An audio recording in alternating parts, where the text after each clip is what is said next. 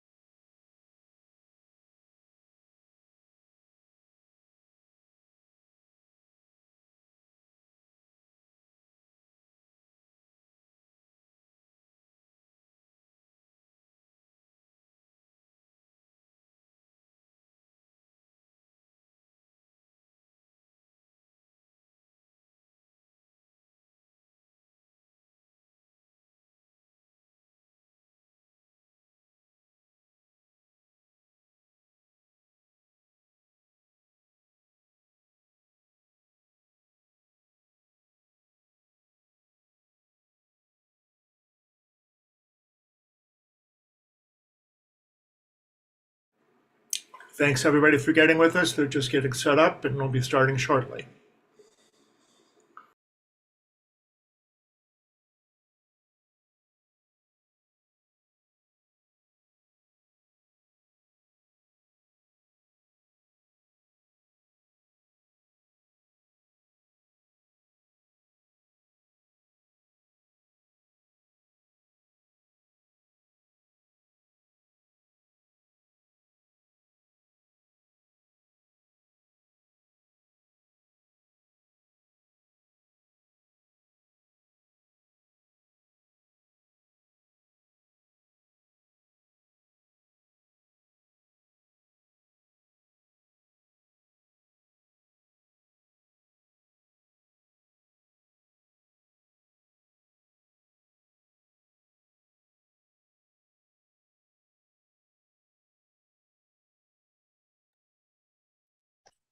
Abe, I think we're ready.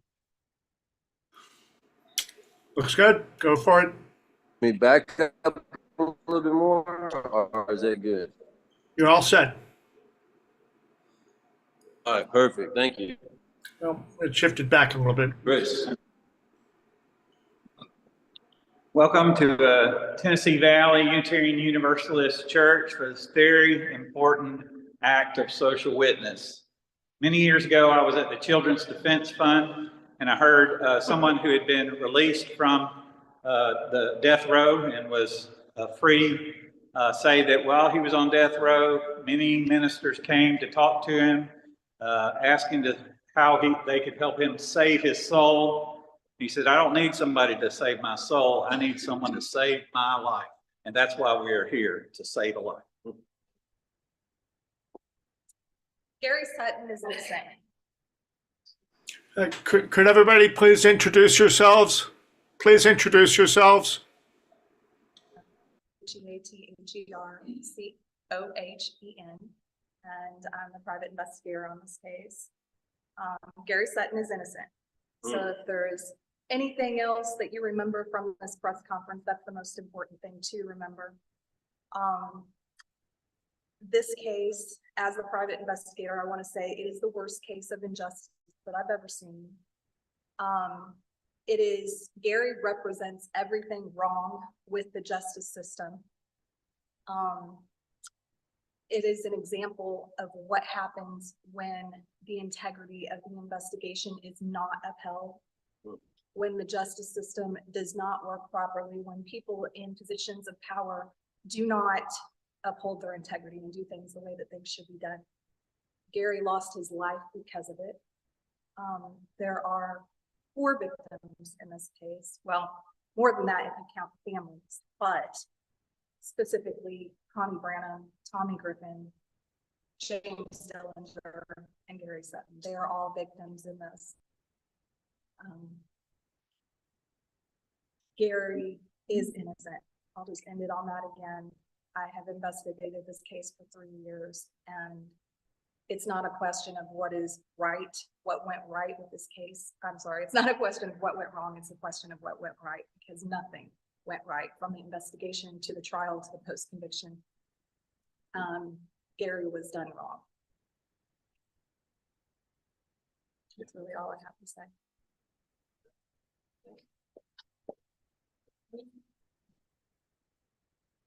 Good morning. We're thankful for everybody's presence. We've got folks from all over the place. My name is Reverend Dr. Jeff Hood. It's REVDRJEFFHOOD.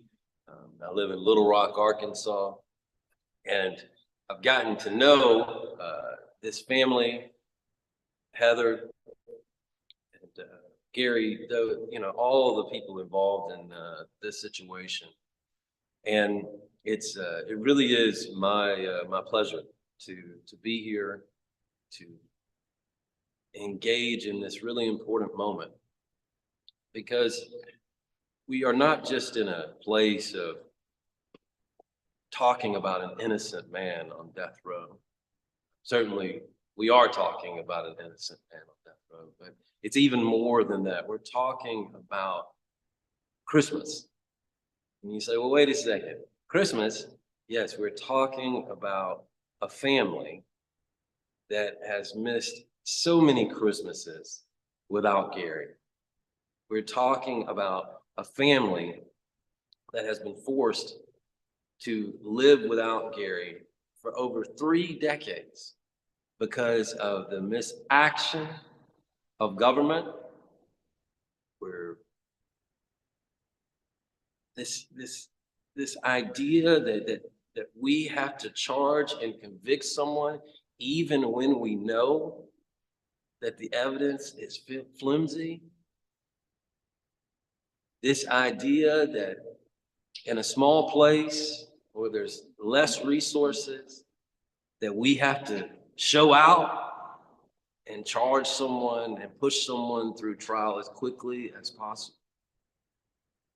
You know, one of the more impactful things for me this morning is the fact that we have Gary's dad here.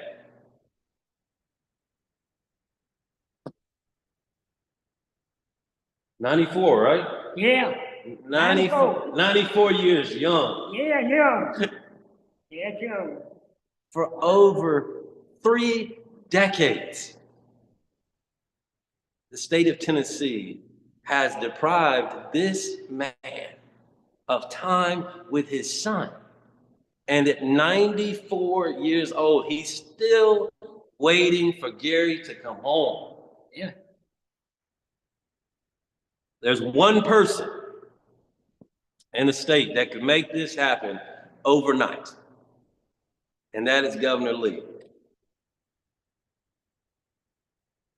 You know, we expect our politicians, or maybe we don't expect our politicians to do the right thing. I'm not sure. I'm not sure. We hope our politicians are going to do the right thing.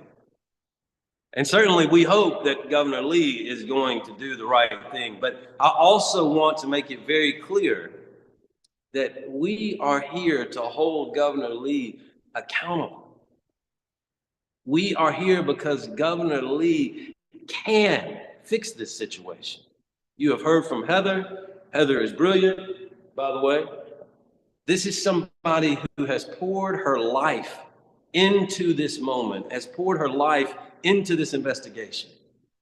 Repeatedly found mistake after mistake. You have Charles Harlan, who, this quack of a medical examiner, who was willing to say anything to appease the prosecution, get his money, and ultimately lost his license to do this. You have a situation where people are misidentifying cars. Different cars, different moments, saying they saw different cars, making mistakes, and 30 years later saying, oh, wait a second, I don't think I saw what I said that I saw. And then the next question becomes, well, who told you what to see? And we begin to hear that prosecutors told what to see. We also know that this is a circumstance in which a motive was manufactured. Tommy Griffin was Gary's best friend. He had no reason to kill him. But as a Southerner, having lived all over the South, in some of these backwoods places that I've lived and loved, there is a rush to judgment because people are afraid. And in this situation, there's no doubt that that took place. I think, Heather, you would, throw me up under the table citing all of these things. But I think one more thing that has never made sense about this case is the shotgun shells. We have two shotgun shells that somehow miraculously end up right next to each other. I'm not a big gun person. I imagine we have a couple of gun persons back here. But I have actually shot a shotgun before, and I know that shotgun shells don't end up right next to each other after a traumatic event like this. So again, we could spend a lot of time talking about these different places and different spaces, different evidences, different parts of the case. But I know, and everybody standing back here knows, including, again, I'm gonna put Heather on a pedestal, somebody who has spent her life pushing into this case, spent her life investigating this case. We've got Dennis Ferreira in Nashville, who has done episode after episode investigating this case. We've got journalists here today who have spent their life investigating this case at different moments. This is not a pie in the sky moment. This is a moment where we know that Gary is innocent. This is not speculation. This is not something that we wish or we hope. This is something that we know. Lastly, I wanted to point out very quickly that yes, there's a lot of love in this space. And yes, there's a lot of hope. But I want the state of Tennessee to know that you have put this family through hell. You have put this family through hell. For over 30 years, they've been waiting on Gary to come home. We called this press conference "Not Another Christmas Without Gary." We'd love for Gary to be home for Christmas, right? Yes. Right? Yeah. This family has been put through hell. And if you look at this case, there are a lot of people and persons who have put that into place, who have perpetuated that. But I also want to make very, very clear in this moment that if this hell continues, there is one person in the state of Tennessee to blame, and that is Governor Lee. If this hell continues, there is one person in the state of Tennessee to blame, and that is Governor Lee. So we are begging, we are asking, we are pleading for Governor Lee to do the right thing. Even now, to do the right thing. We're praying, right? Yes. We are praying that Governor Lee will do the right thing. We've been told that he's a person of faith. Perfect. Sorry. We have been told that he is a person of faith.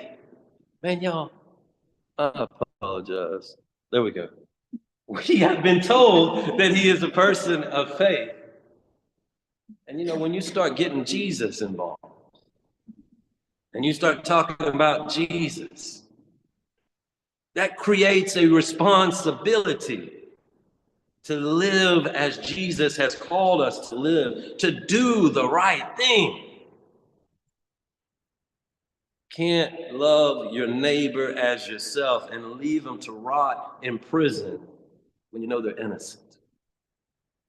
Gary Sutton is innocent. And I think myself and everybody up here are dedicated to giving our lives to make sure, and we believe, we're hoping, we're praying, we've got the faith that Gary is going to come home. And Governor Lee, I'm asking you to make it a beautiful Christmas for this family. A beautiful Christmas for this family. Not just because you've seen the evidence, not just because we've got all of this, stuff, but also because the message of Jesus is about loving your neighbor as you love yourself. And you cannot love your neighbors behind me and leave Gary Sutton to rot in prison. Amen. Amen. You know what to say. All right, I want to thank everybody for coming today. And like Heather said, she's been investigating this and she's found things that you just can't ignore. We know Gary's innocent. And I'm going to say this again, I know for a fact he's innocent. I was with him that weekend and he didn't do it. Say it loud. Say that loud. So I was with him that weekend and I know that he didn't do this. I know how close him and Tommy was. I know how he loved Tommy. And he protected Tommy at all costs that he could. So I'm just begging you, Governor Lee, all we are asking is just sit down and look at Gary's case. We're not asking you to go against anything that you don't believe in, but if you sit down and you look at Gary's case, you're gonna wonder yourself how this ever happened. How did these people in the state of Tennessee get by with what they've done? Because like I said, there's no motive. There was no witnesses. The witnesses that they so-called had has now come forward. That didn't happen. So I'm just here to say, please, Governor Lee, it's hard to fight something you don't know what you're fighting. It's hard to fight when you don't know what to do. And if you don't have the money to hire the people that you need, it just gets flushed under the bridge. So we're begging you to please sit down and take just a minute of your time and look at Gary's case, because we know he's innocent. And if you look at this, you're gonna know he's innocent as well. And we just want him to come home. It's time. He's lost his whole life in prison for something he didn't do. And I had someone tell me, they have to have something to put you on death row. No, they don't. They can do and say whatever they want to, and you can just sit there. You can't do anything. So people's got to understand too, once those handcuffs are on you, you have no more rights. And if you don't have people out here fighting for you, then you're not going to get it. So I want to thank everybody who does stand behind Gary. I know Gary thanks everybody. And Governor Lee, just please, we are just a simple family that just wants to sit down and have a conversation. Could you please identify yourself? Olyn, Miller, Miller, or Weaver, Weaver. I wanted to say quickly, just to, especially our folks that are on the live stream, to just quickly say that Carolyn has an amazing story Gary, and she knew Gary. I said Gary, she said who? That's one of the I knew Gary when this happened, and I was with him for about 4 to 5 years after he went to prison. And then I lost contact with him. I lost contact for about 26 years. And then I was at my mom's one night, and it came on the news that Gary was one of the next 9 to be executed. And at that point, I knew that that couldn't happen because he was innocent. And in my mind back then, he was innocent, and he would have got an overturn in the appeals court, and he would have already been home, but that never happened. So I came back in this fighting full force. Like I said, I don't know how, because I don't know what I'm up against, what I'm fighting. But you know, I got in contact back with his niece Amy, and I talked to him one night. He called his brother, and I was there to talk to him. And in my mind, you know, it's been 26 years since I talked to Gary or even saw Gary. And in my mind, I'm thinking, what kind of person is this going to be that I'm going to be talking to? Is he going to be cold-hearted? Is he going to have hate in his heart? What is it? I talked to him for the first time in 26 years, and he is the exact same person he was back in the day. He has love in his heart. He loves his family. He loves his kids. He doesn't have that hate that you think he would have had. And Gary has maintained his innocence this whole time. And I feel like if you're really not innocent and you're sitting in death row for as long as you have, eventually you're going to stop saying that because nobody's listening. And, you know, well, you're not innocent. Gary's not stopped it. His family's not, and we're not going to stop because he is innocent.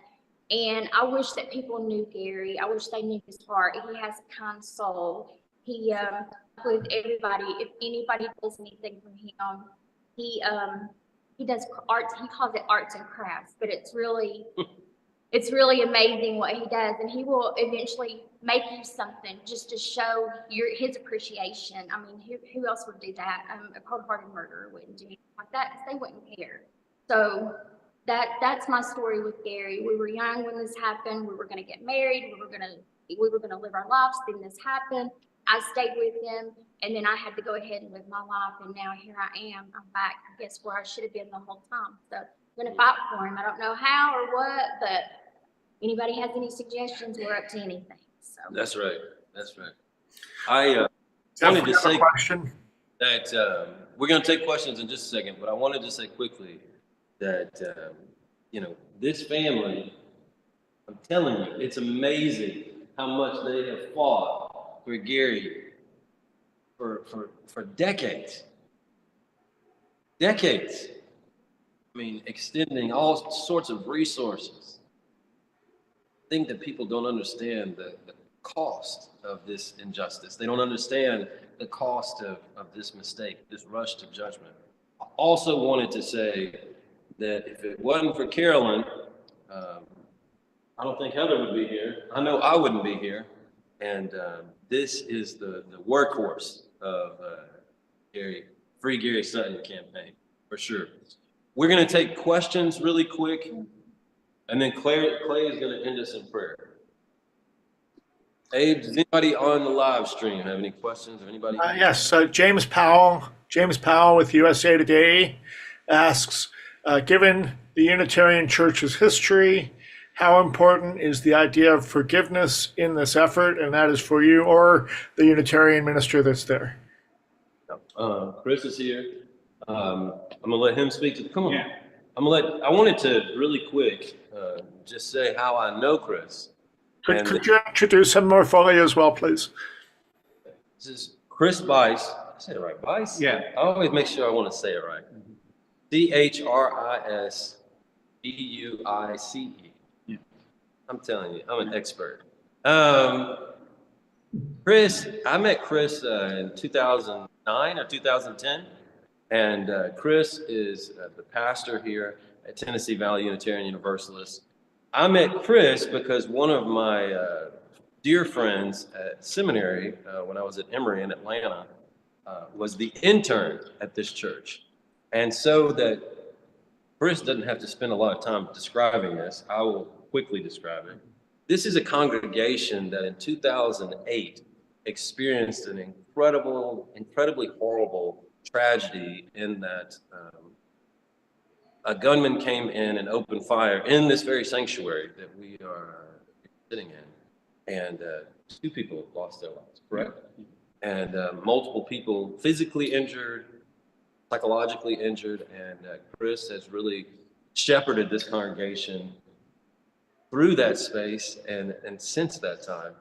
And so, James, to your question, and I'm going to let Chris hit this too, what is the significance of being in this space?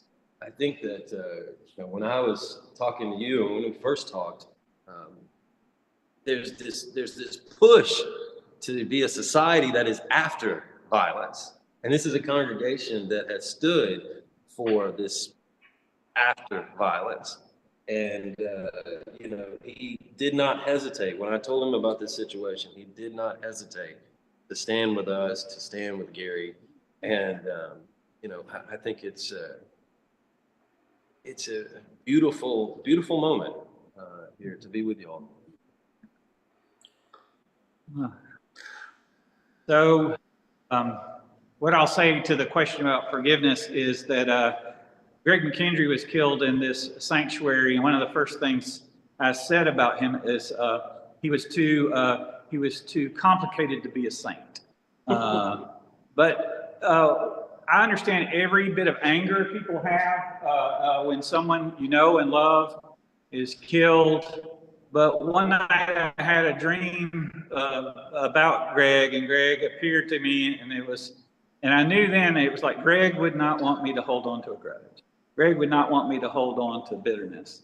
Overcome hatred with love. Now we're talking about something different here. Here's where some of the forgiveness might need to happen. The family has been treated badly. And so we're here to seek justice, not forgiveness. And what justice looks like, when somebody asked me after the shooting what justice looked like, I said, it looks like a world where our children aren't safe. And so that is what we're working for. I'm opposed to the death penalty. Greg McKendry's family chose not to pursue the death penalty, and we're here to save a life. So. James, well, 2 things. One, I'm very thankful for you and covering this and a lot of other death penalty situations all over the country. But I also wanted to say that we, for a variety of reasons, are standing on a hallowed day. I'm at 10%. I hope that prayer ain't too long.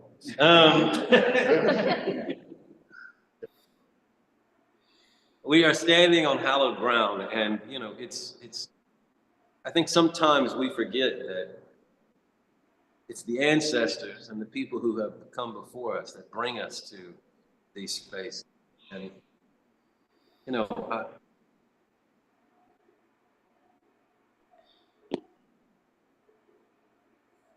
just when I first talked to Gary, the first time I ever talked to Gary.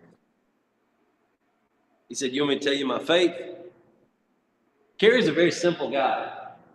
He said, "You want me to tell?" Because when he said, "Do you want me to tell you my faith?" I thought he was going to give me this long theological treatise, which is what I probably would have done.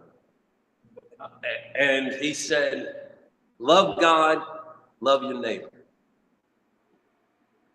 That's what this church does. That's what we're doing, and that's what we're asking the state of Tennessee to do. Love God, love your neighbor, free Gary Sutton. Does anybody else? Yes, ma'am. I have a question for Gary's dad, if he'd be willing to answer it for us. Sure. Sure. Do you mind bringing the mic over to him real quick? I said, sure, you can tell him no. Yeah. Let's see. Do you mind if I bring the mic over to you really quick? Can we grab your mic too? Don't mind. Sure. Here we go. Oh, you got him? I'll just move the whole thing. Got it. Make sure that we're. There you go. They make sure it sounds good. One second. Can y'all hear him? Got one more coming. One more coming. Get framed up here.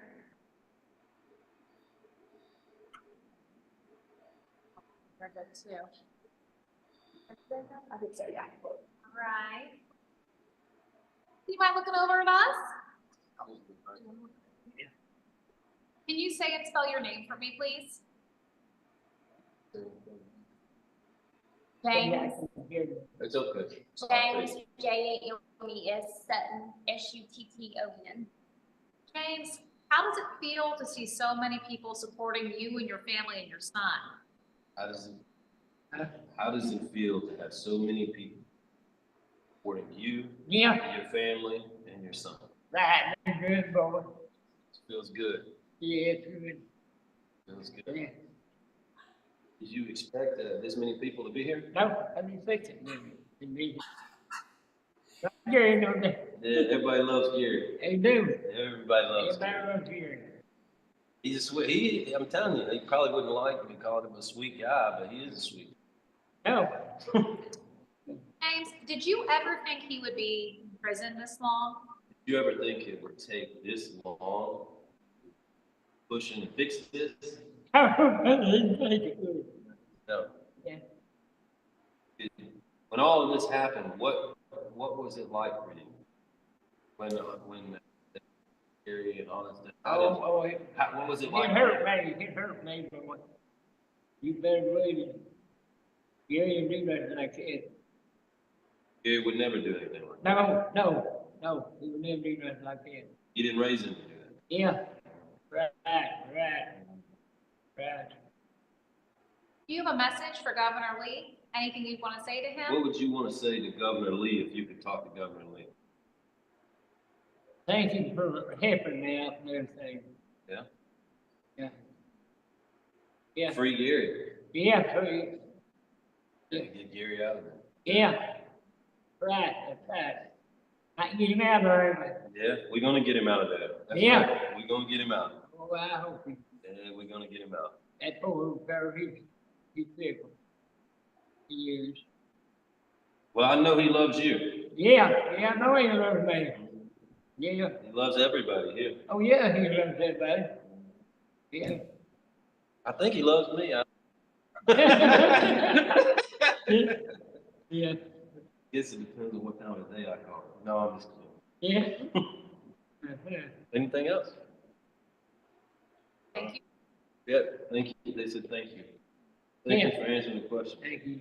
And they said that you are an expert. Yeah. Very thankful. Yeah, thank you. All right, Clay, you ready? Anybody else?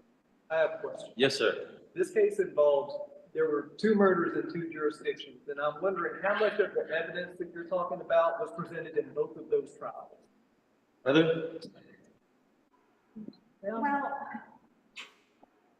there were different witnesses in both the trials, but the one thing that, the common denominator in both of the trials was that a lot of these witnesses' testimonies were, dare I say, coerced or altered. Pieces of their testimonies were omitted. They left out a key piece of evidence that would have actually helped to validate James and Gary's statement to law enforcement that Tommy Griffin left the jail when they went to bail him out for the public intoxication. He had left the jail with a black, what they thought was a Ford Falcon. Through my investigation, I learned it was actually a Ford Fairlane. But Jason McDonald was one of their key witnesses in that, I guess, a Blount County trial. And they had deliberately left out the part of Jason McDonald's testimony where he actually said that he saw a black boxing vehicle fleeing, which would have validated. So to answer your question, there were different pieces of evidence, but it was all circumstantial and a lot of it was. Hey, do we got more folks on the live cast that want to ask any questions? Does anybody else who's in the audience want to ask any questions besides members of the media? Put them in the chat, please.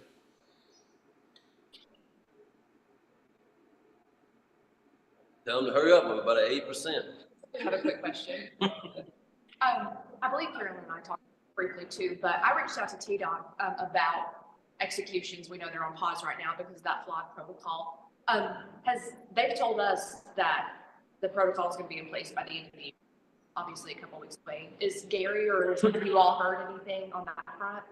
We've only heard where his lawyers have went and told him that the protocol is back in place. So we look for the execution at the first of the year. And the sad thing about it is Gary's birthday's in February. Every time something happens, every time he gets bad news, they do it on his birthday. When he got his execution date this past, they told him on his birthday. When his appeals was turned down in the past, it was on his birthday. So honestly, with all that happening through the years, we look for him to get it next date in February. And that's one thing too, you know, we would like to ask Governor Lee, you know, he told us that he wouldn't look at any death row inmate's case until the protocol was put in place. The protocol's put in place, so, you know, we would just love, just please sit down and talk. Did they say what the protocol was? Have they told him? No, No. I would assume they've got the medication that they need, probably. Drug, The drug, I'm sorry, the drug. medication may be done. Nice. The drug that they need. And did they indicate if he was up next? I know when I talked to them, they said they didn't have like a He's lineup. one of the next 9. So in those 9, you don't know where they're gonna fall. I mean, I think he was what, the second? Yeah, he was the second. Like they had the one that they were going to execute and they stopped, and then Gary was up next. And when they did it last time, it was every 2 months they were gonna. I think it's important to point out that, you know, for me, and national folks who are engaged with this situation, I mean, there's a real understanding that we are getting close. And I also firmly believe that the next major innocence in the country is going to be the case of Sutton.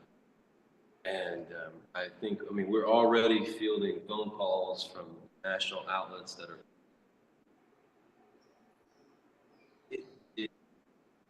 I mean, you know, yeah.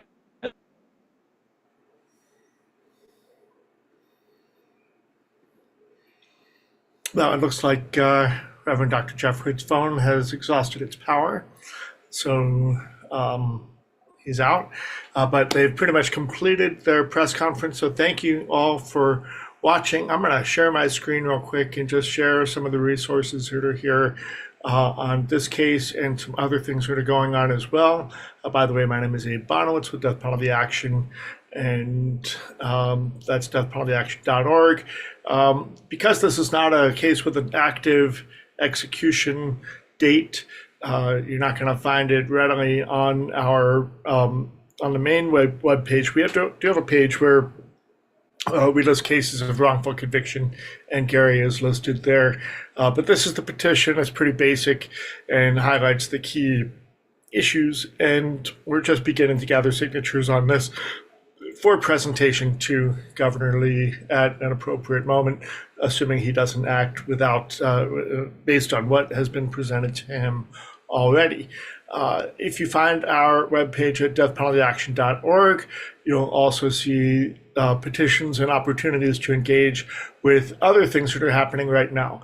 In particular, the federal clemency campaign to urge President Biden to grant clemency to all of the people on the federal and military death penalty. And he's got until the end of his term to do so. We were excited yesterday when he noted, well, they granted the largest number of clemencies in the history of the country in a single day, and noted that they're looking at more. And that's what's good news for us is that they're looking at more, and including hopefully the cases of people on federal and military death row.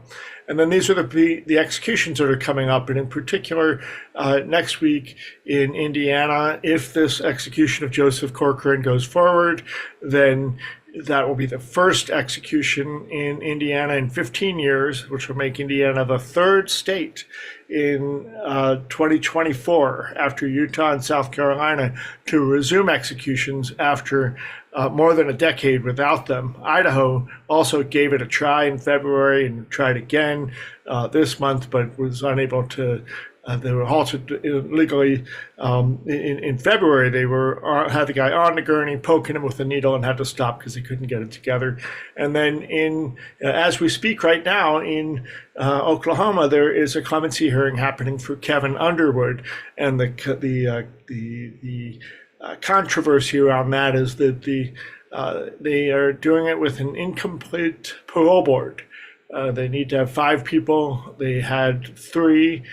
Which is what pushed the clemency hearing off from, it was to be a week ago Wednesday, and it had to be canceled because it didn't have enough people. And there was also a scandal. One of the members of the parole board was trading sex or the idea of sexual favors for the promise of parole. And he, of course, had to resign.